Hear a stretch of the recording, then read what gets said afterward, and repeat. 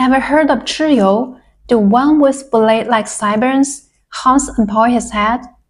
In Chinese mythology, he's the god of war and weapon maker and a tribal leader. But the wildest story about him isn't the battles he fought. It's the legend that he and his military strategist once worked magic to bring their fallen soldiers home. Thousands of years ago, a war shook the land.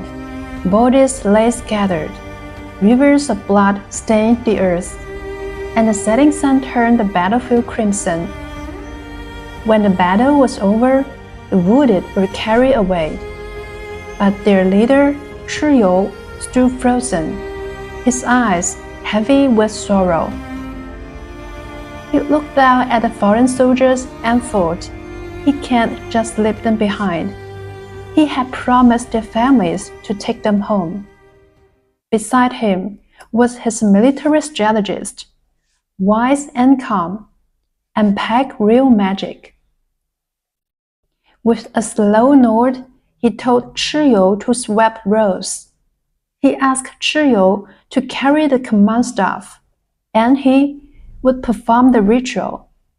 They exchanged first cloak and staff, a solemn act that felt like a sacred oath. In his eyes burned a quiet resolve and a dangerous kind of wisdom. Night fell.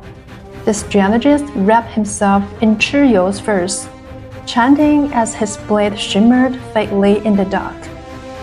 Suddenly, a corpse's hand twitched.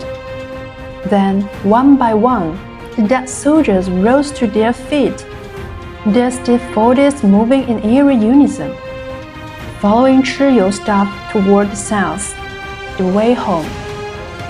Their steps were heavy, but unsoothing, as they marched silently through the night. But on the horizon, enemy torches flared, closing in fast. Chiyou and the strategist locked eyes. Then Chiyou slammed the staff into the ground, while the strategist swung his blade skyward. And in an instant, a wall of fog swallowed the pursuers home.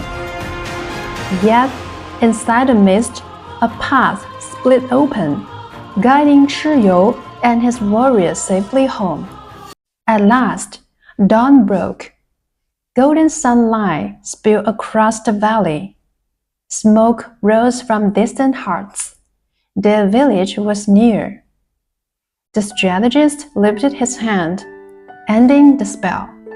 The corpse fell gently, lying still once more, back on their own soil, no longer on a cold and foreign field. The tribe buried them with silence and respect.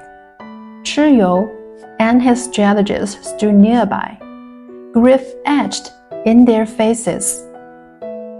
As the sun climbed higher, the two men stood side by side on the hill, small against the light, yet unshaken. Chiyou, alongside the Yellow Emperor and the Yan Emperor, is remembered as one of the three ancestors of China. He led the fierce knightly tribe, battling the Yellow Emperor's forces again and again. But in the final clash, the Yellow Emperor defeated him, and Chiyou fell.